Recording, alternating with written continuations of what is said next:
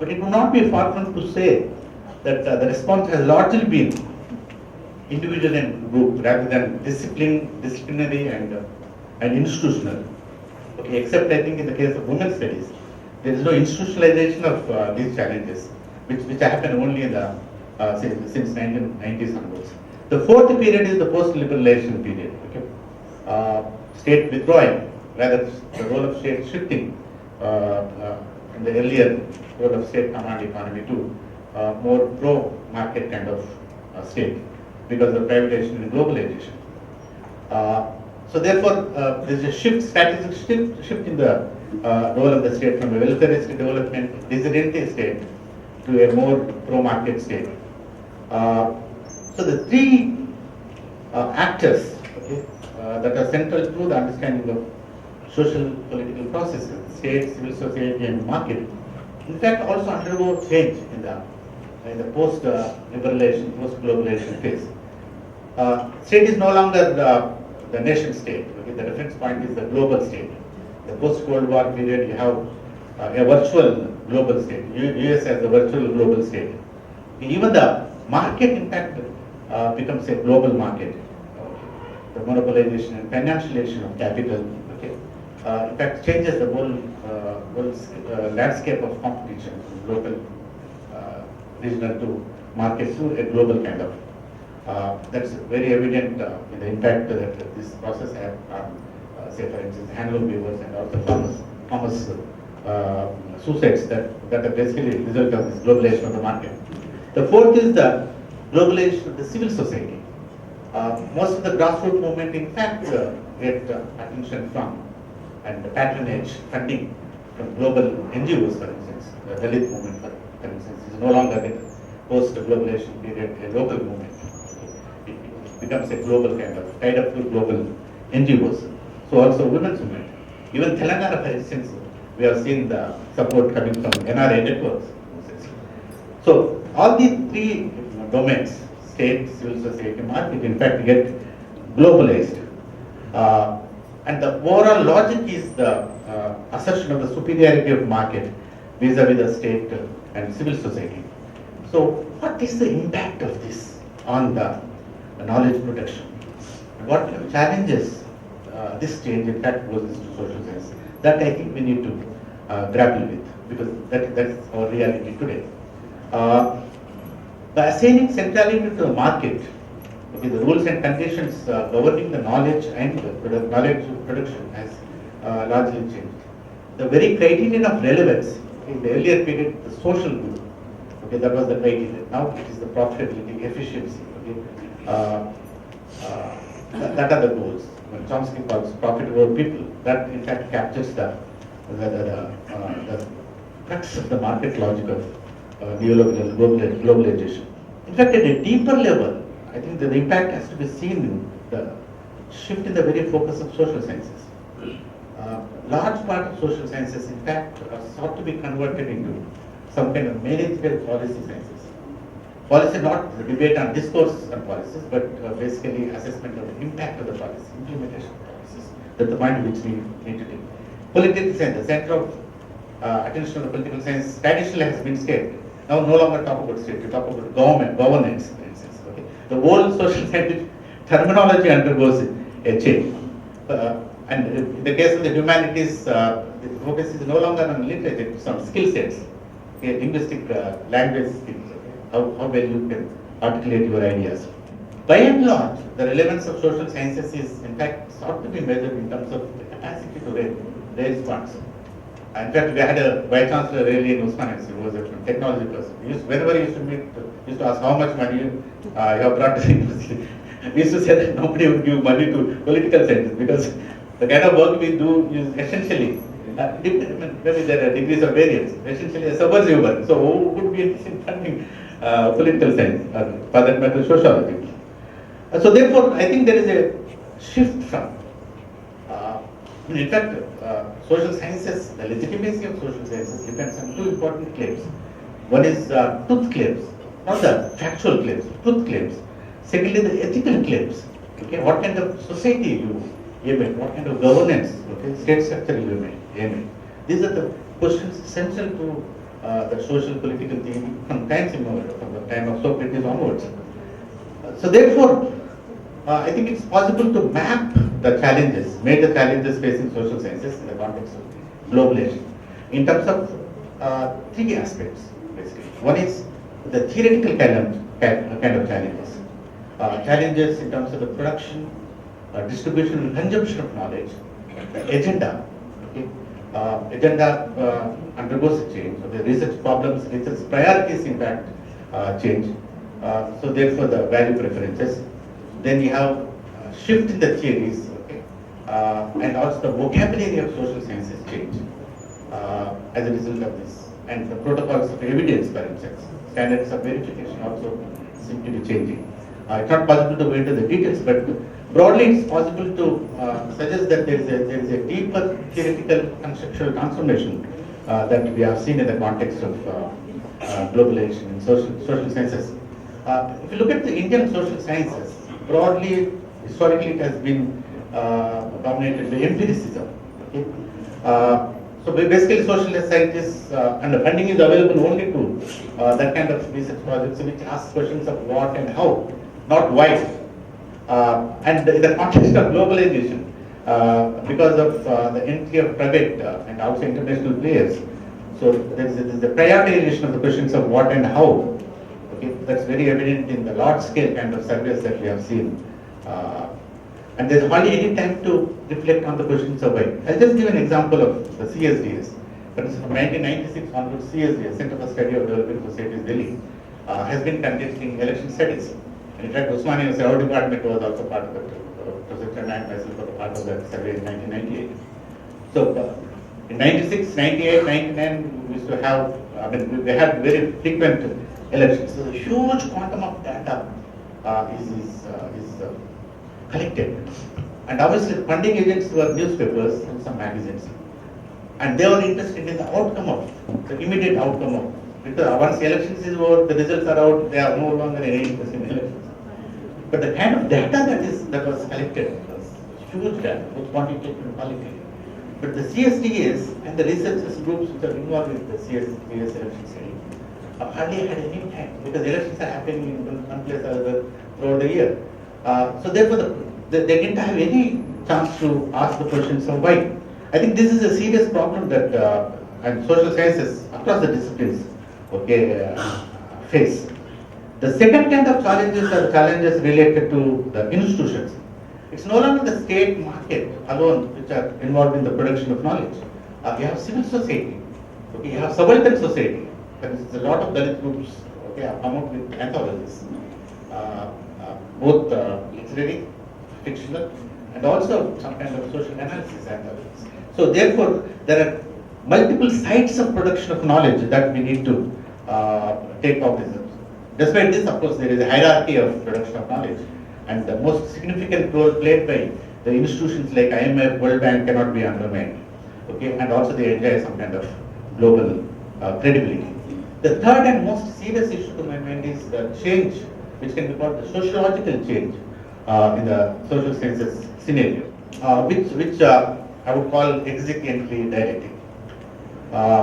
You must be familiar with Albert Hirschman's work, Exit, Voice and Loyalty. This text deals with the question of possible responses to the changing fortunes of an organization. If an organization is in crisis, how would people respond to? Generally, if there is no hope in the organization, people tend to exit the organization. But if they still nurture the organization, they remain in the organization and voice their opinion so that they can safeguard, so that they can protect the organization and continue to show their loyalty to this. And if you look at, if you apply this concept of exit and voice to the social science scenario in particular and to the higher education scenario in particular, in general, you see the broad scale exit of the traditional literary class from the public institutions, from 1970s on, from regional universities to central universities, from 90s onwards, from even regional central universities to private foreign institutions. That's one. Secondly, shift from social sciences to literary, social science and humanities to the technology and managerial sciences, legal sciences, for instance. Okay, this change, okay, has a sociological impact on the very nature of knowledge production. That's the point which we need to take cognizance. Simultaneously, we also see the entry of the students from subaltern communities, okay, into the university system in a period, from post-emergency period, much more significantly in the 90s and subsequently. Most of them are obviously first generation literate. They have hardly any social and cultural capital to bank on, family support, social support to bank on, and they experience shocks in terms of asymmetrical access to the institutional resources, to the human resources in the university system, in the research institutions. Okay. There seems to be a broader, I mean, it will not be an exaggeration to say that the entry of these classes, okay, is related to the exit of the elite students. And herein, to my mind, is an historical opportunity. Instead of blaming this process for the decline of the higher education scenario, the quality of higher education, I think we need to see a historical opportunity here.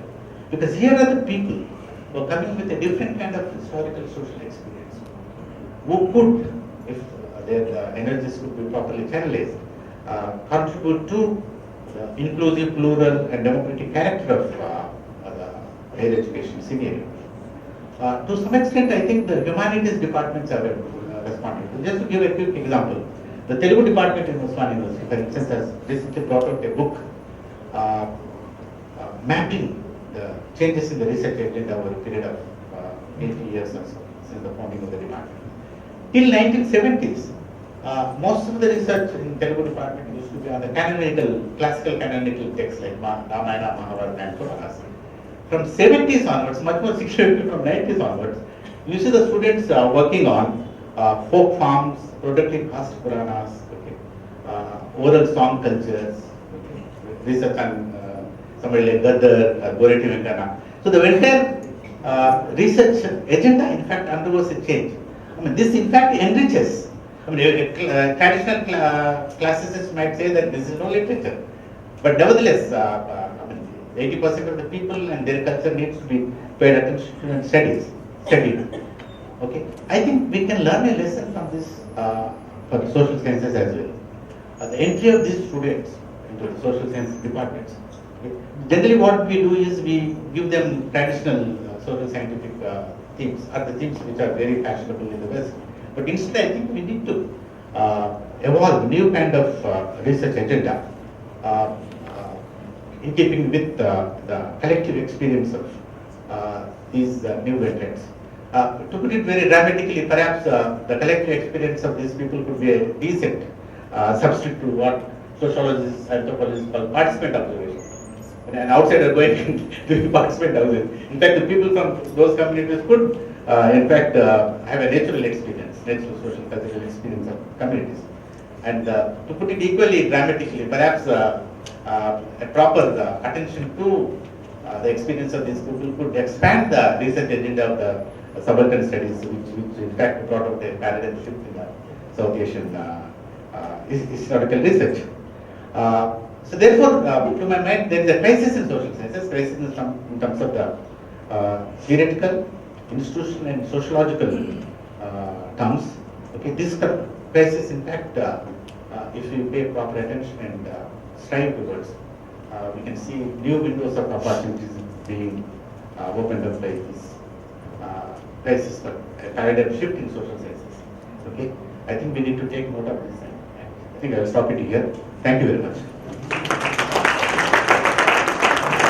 Thank you very much, Professor Srinivasulu. You have brought in, big canvas from, pre-1947 to the contemporary period, basically focusing on the contemporary social science research challenges, problems, and your emphasis on, various aspects relating to the truth claims and ethical claims and need for the new kinds of research agenda. And that is what is required in all the disciplines of social sciences.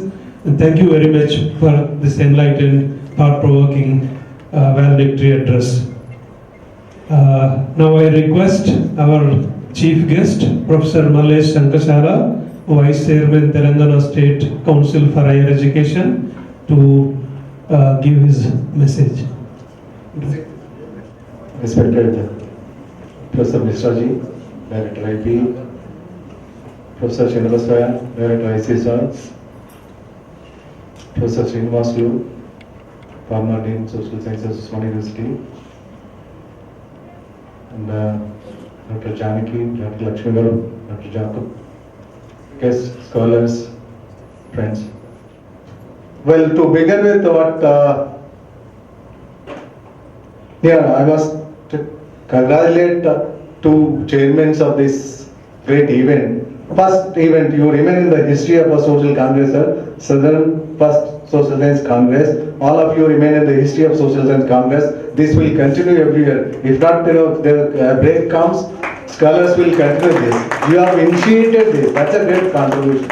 I congratulate you for this, and also your assistants, Janaki, Lakshmi, and Jacob. I also congratulate them for all their initiative. You are giving a great scope way for the new scholars to continue these pursuits. Well, now to begin with, yes, council. Sir, Professor Mishraji, we have initiated, it's a newly formed state. We have initiated, restructuring, rebuilding higher education particularly. On the one side, restructuring in the sense, we all know the structures, the kind of colleges we established, the kind of structures we have, the kind of supports, infrastructures we have. We are working on that. And also at the same time, academic reforms. Academic reforms, higher education let us openly talk about it. It has become a laughing stock in some of the centers like academic programs. There are many reasons for these kind of situations. Now we have initiated, time to time, we are taking an initiative from the central government, UGC, MHRD, and all that, and initiating that programs, remodeling that to fit into the situations of this state. That is one aspect we are working on, and the structural facility facelifting also we are initiating it.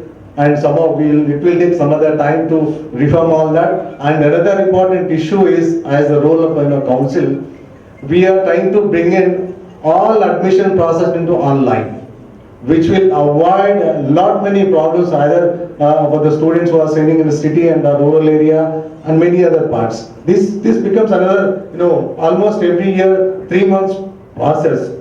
Parents on the one side, students on the other side. Therefore, we have developed a mechanism to bring in all admissions online. That is one initiative. And secondly, as a student of philosophy, Mr. Ji also mentioned happiness. Yes, this reminds me of a hedonistic principle. Maximum happiness to maximum number of the people.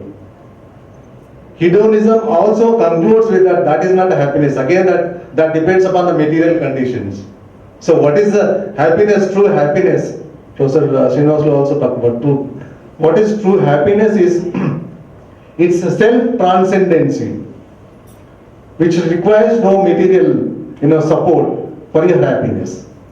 So many things to talk on that, but anyway, I'll just shift to the topic. I have to say a few things on the topic. I'm not anyway serious scholar on that. My area is totally different. But I have a few things to submit on social science research, particularly in our state, and particularly in our state and also in India. Well, any society or any state strives for well-being of all. I'm using social science language anyway. Well-being of all. This well-being of all is an expectation. This requires a serious or requires a lot of understanding of the complexity of the society. Complexity of the society. So many challenges in which caste, gender, many issues comes into that. Now one need to understand. Now here comes the role of a social science research, intervening into it. The kind of methodology, the kind of approach in addressing these challenges. Where state also depends, people also depends upon, expect, like what Mishra is expecting from a council, council is also expecting models from a social science community to improve higher education, to improve education overall, to improve skills in higher education. Now we expect from the social science circle to put into the policy issues. Well, now quickly when I talk about this complexity of the problems, the knowledge process, what Professor Srinivasulu is mentioning was, if you look into the evolution of the knowledge, how knowledge emerged, how the approaches were made, right from the beginning of ancient days to today. Ancient days, it was a knowledge as a whole. Then shifted to kind of, what is called as a compartmentalized knowledge. Too many specializations required to study seriously. Now the trend you are familiar with. Trend now is to address this complex problem. Trend now all over the world is multidisciplinary, interdisciplinary approach to address these challenges. Now it is a social science which is putting upon. Now this social science, social science also adopted this kind of multidisciplinary, interdisciplinary method, but still there are many observations. Social science research, there are many challenges in the society. Social science research, whether it is government, private, national or international, not really meeting the expectations of the policymakers and also people's expectations. That is observation of many reports, including ICSR report. But what are the gaps? My observation is, not to talk about the quality of research anyway, I'm not going into that. Observation is, there are 2-3 different categories in social sciences. One category is, confined to a kind of grand theories, which is mostly Eurocentric kind of a grand theories. And another is purely empirical and statistical kind of this thing. In all these, what is missing is there is a specific social groups. This is Indian reality. There is a specific social groups which needs to be addressed. I think that may be missing.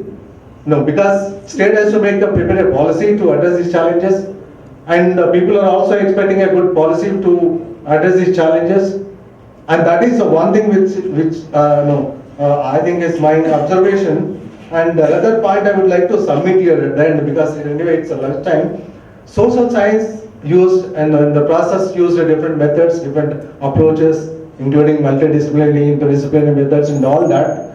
But my observation in the research of social sciences in the past, for the 20, 30 years, the language change in social science research, vocabulary is changed.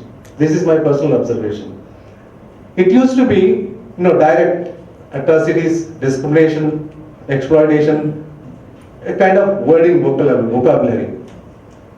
The new vocabulary entered into social science research. It's my personal observation anyway. Many scholars may have their objections for this.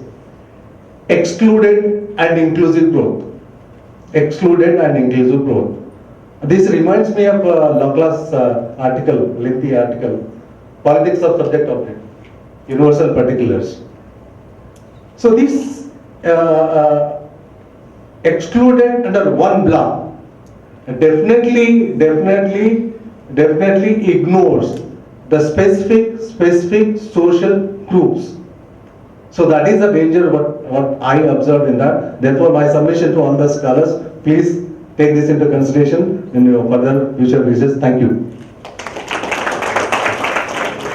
Thank you, Professor Mallesh, for a very good intervention and briefly introducing the activities of the Telangana State Council for Higher Education and bringing in various philosophical aspects and combining with the current trends in the social science research and particularly emphasizing the changing nature of the vocabulary.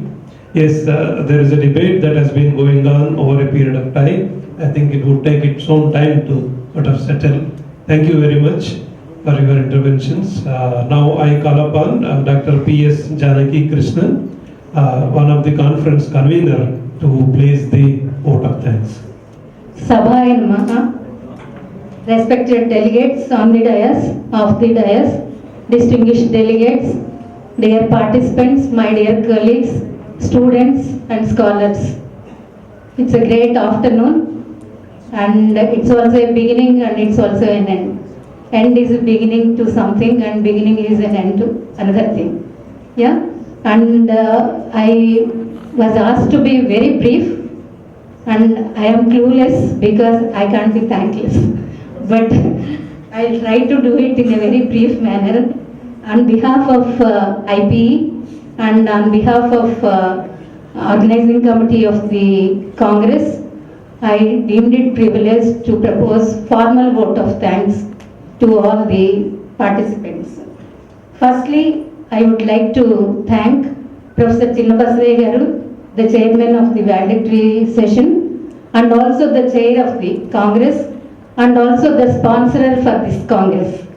Thank you very much, sir, for your and also for your unstinted support, unconditional support throughout the organization of this Congress. My colleague Dr. Lakshmi and also our director said that, and many of you us know, we said that it is only a beginning because it's first Southern Social Science Congress. Sir, Usmania University is celebrating the centenary celebrations. Let us celebrate the centenary Southern Social Science Congress jointly, sir. So with your support, but it will continue, sir. It will continue. The legacy continues. The legacy continues. So that's how the spirit is in this, the spirit that has generated in this Congress. And I thank all the dignitaries, Limbadri Garu, Srinivasul Garu, Sankasala Garu, for having accepted our invitation for the valedictory session and also addressing the participants. Also, I wish to thank all our invited guests for the inaugural session who made the evening memorable with their remarkable presence and also valuable addresses. We thank all the invited speakers, session chairs, co-chairs, discussants, rapporteurs, the faculty coordinators for the technical sessions, and also the student coordinators who have helped us in successfully conducting all the technical sessions, and participants for their enthusiasm and also for their contributions to the deliberations of the Congress. The credit goes to all the paper presenters and the participants. Without you, the conference would not have been a great success. Let us give a big applause to the paper presenters, because without paper presenters, there is no conference. And I thank our training department and accounts department, administrative department, director's office, IT department, and our guest host in making this event a great success. I thank our staff, officers, and faculty who rendered their support throughout the organization of this Congress.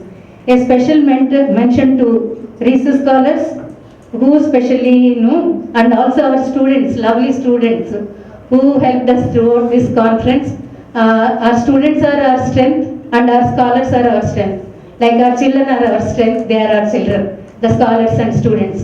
So the credit goes to the students and scholars also. All the scholars, they are present throughout the session, throughout the Congress, and they are present in all the sessions. That shows the interest of the young community, because we think no, they are not interested and their interests are different and all. And you are the inspiration and you are the motivation behind us, sir. And you are the creators of knowledge and you are the generator of knowledge, and you always show a lot of interest in knowledge dissemination also. I hope this has happened in this particular Congress.